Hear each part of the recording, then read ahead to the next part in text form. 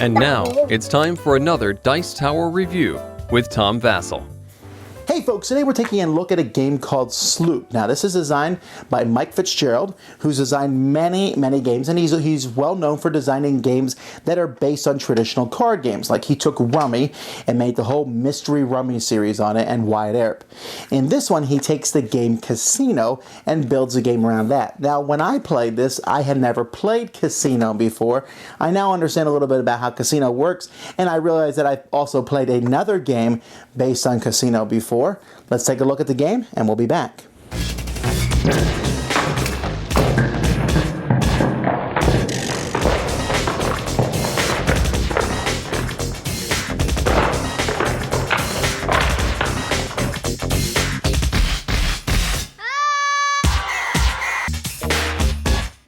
You have a whole deck of cards here that are numbered with all sorts of flashy colors. These numbers go up to 12.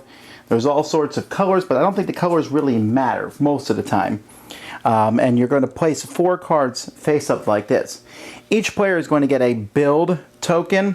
Now, for the longest time, I thought this was the beak of a bird, but since the game is Sloop, I've now discovered that it actually is a sail of a ship. And then there's a bunch of tokens placed to the side of specific numbers from 1 to 12. Each player is going to have a hand full of 4 cards. And on your turn, you're going to play a card. And you have different options that you can do. One thing that you can do is you can capture. You can play a card that is out there. If there was a 9 out there, I could capture it with this 9, or I could capture any cards that equal 9. For example, I could say 6 and 3 equal 9. Hey, look, so do 8 and 1. I could capture all 4 cards by playing a 9. If I had a 7, I could capture the 1 and the 6. If I had an 11, I could capture the 3 and the 8. There is no 14. If I had a 3, I could capture just the 3. So that's one of the things you can do, is you can capture. Another thing you can do is you can build. Let's say I want to capture 3s, but I'll just capture this one, but in my hand I have a 2. So what I do is I put the 2 with the 1 and I say I'm building a 3. I place a 3 on it and my build token of my color to show that I'm building 3s.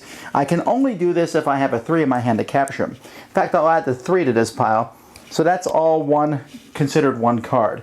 Whenever cards are captured or merged into one like that, new cards are drawn from the table. Then on the future turn, I have to continue to add to this build, which I could do. I could play a 1 with this 2 and add it here, so that makes that go higher.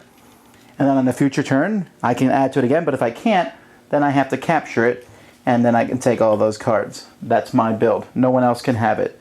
And those cards are all added to my score pile. Now, just as an FYI, your score pile is going to be 1 point per card, so it doesn't really matter which cards you capture and which cards you take. There's a few other things here. We have these supercharged cards. When one of these cards shows up in a display, then there will be 1 extra card in that display. So instead of there only being 4, there's 5. And this would continue. If there was 2 of them, there'd be 6.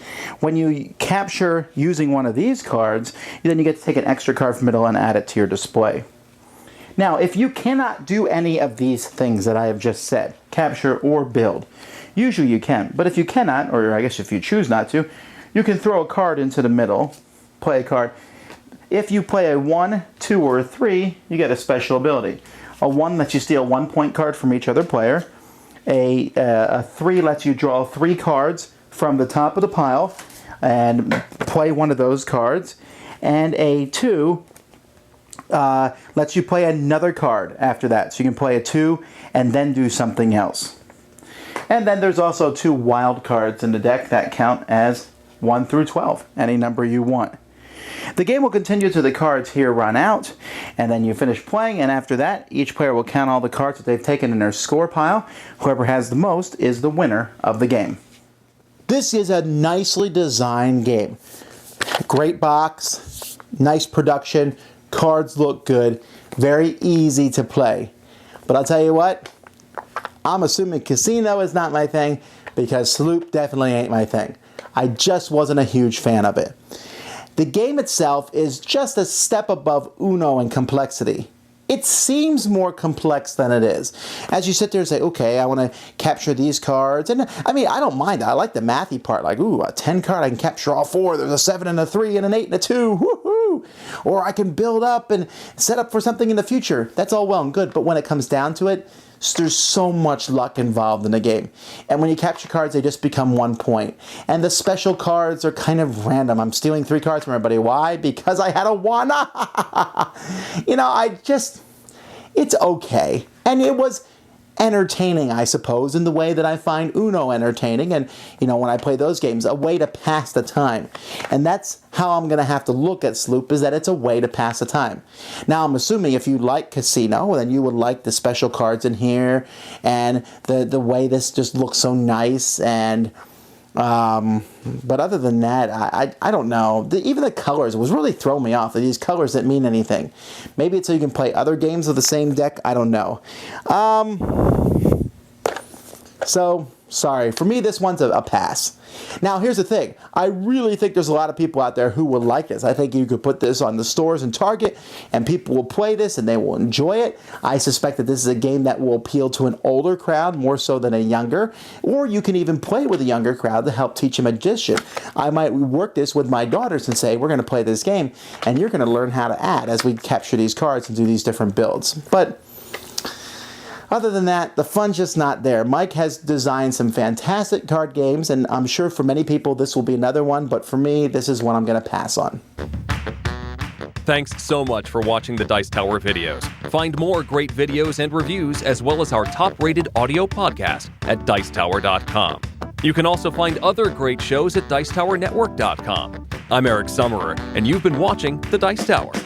The Dice Tower is sponsored by Cool Stuff Inc., where you can find great games for great prices. Cool stuff in stock.